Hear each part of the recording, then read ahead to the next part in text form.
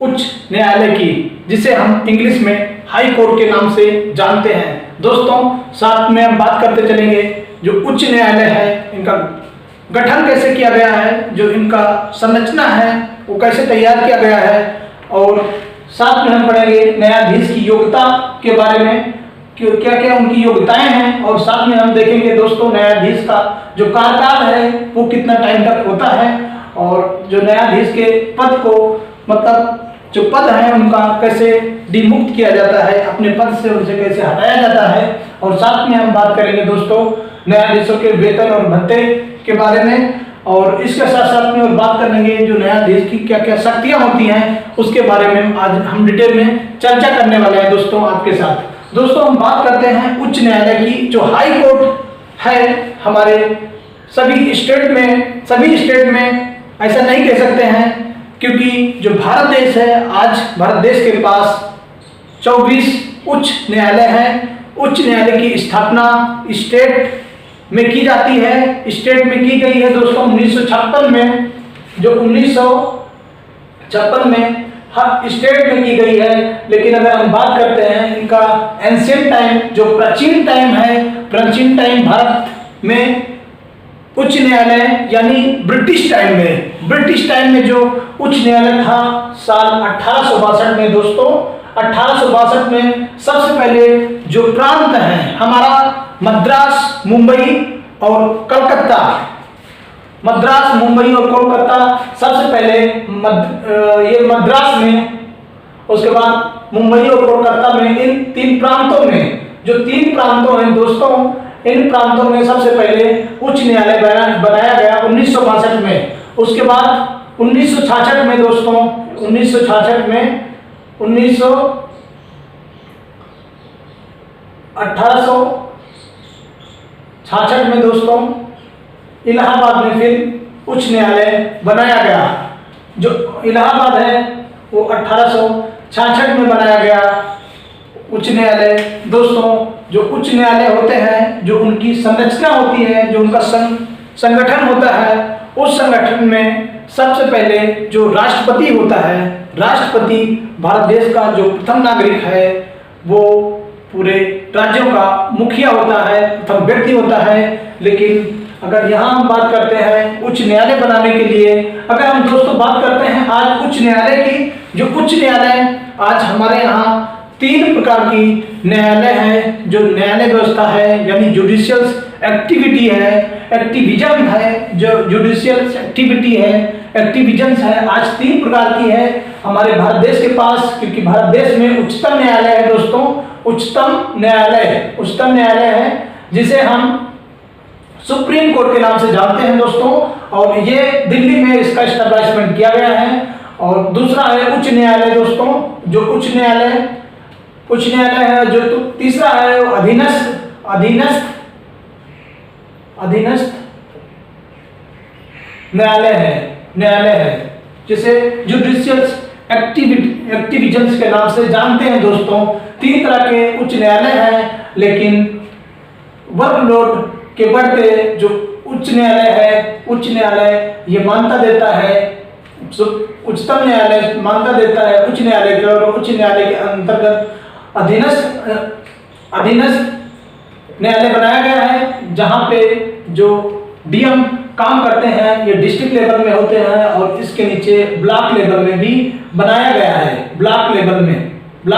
बनाया गया है। लेकिन अभी हाल में 2014 में ये संशोधन पारित हुआ है कि जितने भी गांव हैं जो पंचायती राज है, और उनमें भी संवैधानिक व्यवस्था, जो न्यायिक व्यवस्था रखी जाएगी। दोस्तों, ये रहा हमारा उच्च न्यायालय। अगर हम बात करते हैं हमारे यहाँ भारत देश में किसी एक स्टेट में उच्च न्यायालय जो अभी 24 उच्च न्यायालय हैं, जिसके साथ 4 प्रांत, 4 केंद्र शासित प्रदेश को और जोड़ा गया है। दोस्तों, जो दमन दीव है, पांडिचेरी है, और जो हमारे केंद्र शासित प्रदेश है दादरा नगर हवेली है, इन सभी को अभी एक दूसरे से जोड़ा गया है, और जैसे हमारा चंडीगढ़ है, चंडीगढ़ भी पंजाब के साथ जोड़ा गया है। दादरा नगर हवेली दोस्तों हमारे मुंबई उच्च न्यायालय के साथ जोड़ा गया है। और जो दमन एंड दीव है, दमन एंड दीव को, और जो दमन एंड दीव है दोस्तों, दमन और दीव को मद्रास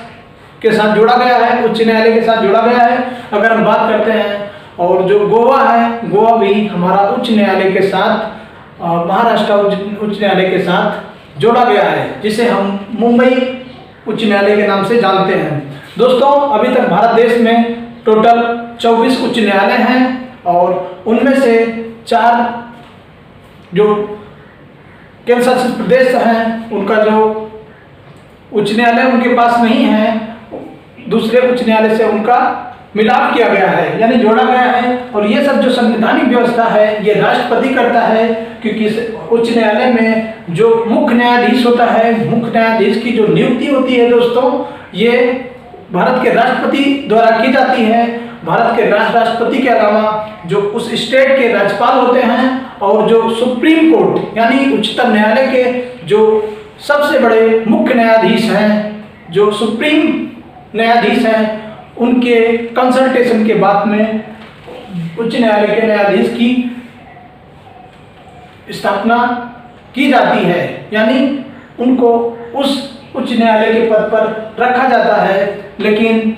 साल 2004 में जब संविधान में संशोधन किया गया, तो ये माना जाता है कि भारत देश में जो सुप्रीम उच्च न्यायालय के मुख्य न्यायाधीश हैं, उनका परामर्श काफी नहीं है। उनके अलावा 2 वरिष्ठतम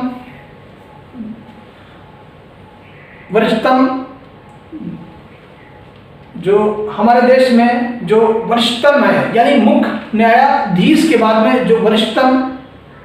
न्यायाधीश हैं, उनका कंसल्टेशन यानी कि परामर्श लेना बहुत जरूरी है इस उच्च न्यायालय के स्थापना के लिए। दोस्तों अगर हम बात करते हैं साल 2014 में जब 3 उच्च न्यायालय की स्थापना की गई। जो उच्च न्यायालय है इसकी स्थापना संसद द्वारा किया जाता है, क्योंकि संसद को ये पावर होता है उच्च न्यायालय को बनाने के लिए। एक त्रिपुरा, मिजोरम और मेघालय में 3 जगह नया उच्च न्यायालय बनाया गया है साल 2014 में। दोस्तों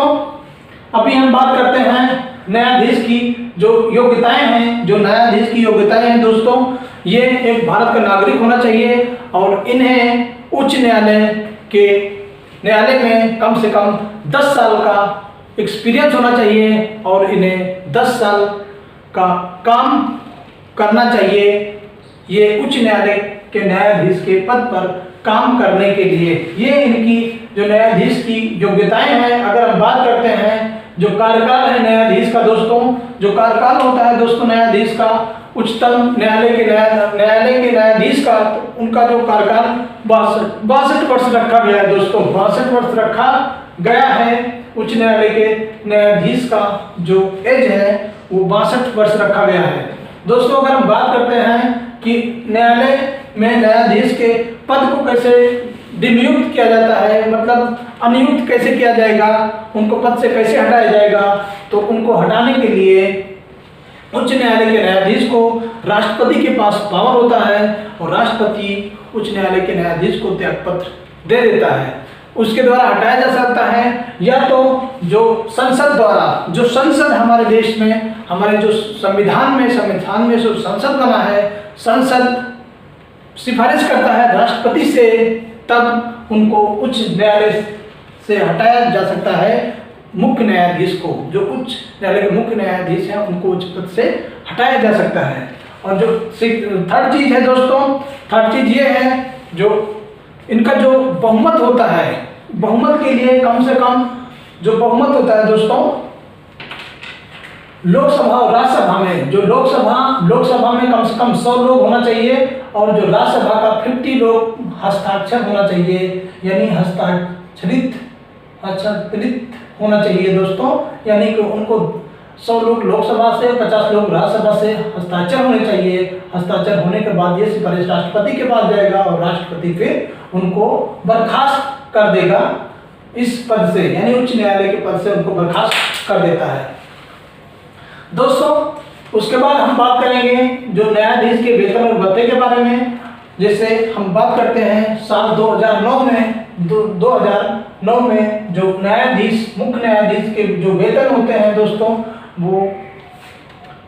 50,000 से बढ़ाकर 80,000 रुपये कर दिया गया है। 80,000 रुपये उनका वेतन कर दिया गया है जो उच्च न्यायालय के मुख्य न्यायाधीश होते हैं। ये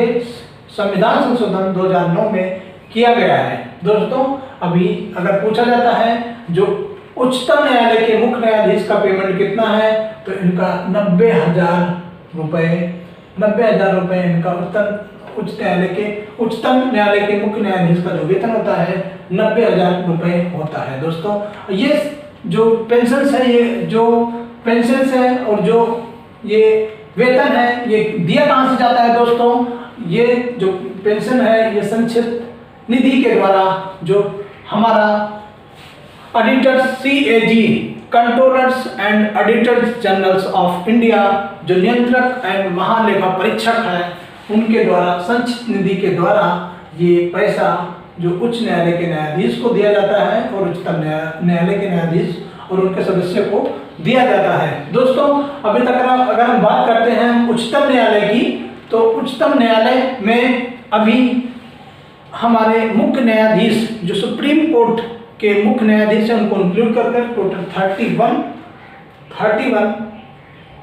मुख्य न्यायाधीश हैं इंक्लूड कर दोस्तों उसके हम बात करेंगे जो शक्तियां हैं जो हमारे उच्च न्यायालय के पास शक्तियां हैं। जो उच्च न्यायालय की शक्तियां हैं ये न्यायिक जुडिशियल एक्टिविज्म्स को माना जाता है क्योंकि एक ऐसी शक्ति है जो भारत देश में राज्यपाल और मुख्य न्यायाधीश के पास होता है। यदि कोई भी करना होता है, कोई परामर्श करना रहता है तो जो हाई कोर्ट उच्च न्यायालय का जो मुख्य न्यायाधीश होता है वो राष्ट्रपति की सलाह के बिना उसमें अमेंडमेंट नहीं करता है, यानी कि राष्ट्रपति का जो परामर्श लेना पड़ता है कोई चीज को पारित करने के लिए। दोस्तों यही शक्तियां हैं और इसके पास विधायी शक्तियां हैं, साथ में कार्यकारी शक्तियां हैं और इनके साथ जो आर्थिक और सामाजिक भी शक्तियां रखा गया है। और इसके साथ में दोस्तों जो सबसे इम्पोर्टेंट चीज़ है हमारे यहाँ उच्च न्यायालय की, जो उच्च न्यायालय का पद होता है वो भारत में राज्यपाल द्वारा ही नियुक्त होता है और उनके जो सदस्य होते हैं उनके लिए राष्ट्रपति और राज्यपाल और जो भारत देश के जो वरिष्ठतम मुख्य न्यायाधीश हैं सुप्रीम कोर्ट के उनके द्वारा ही जो उच्चतम न्यायालय के न्यायाधीश का स्थापना या उनको स्थापित किया जाता है। दोस्तों आज के टॉपिक में बस इतना ही। आप लोग हंसते रहिए, मुस्कुराते रहिए।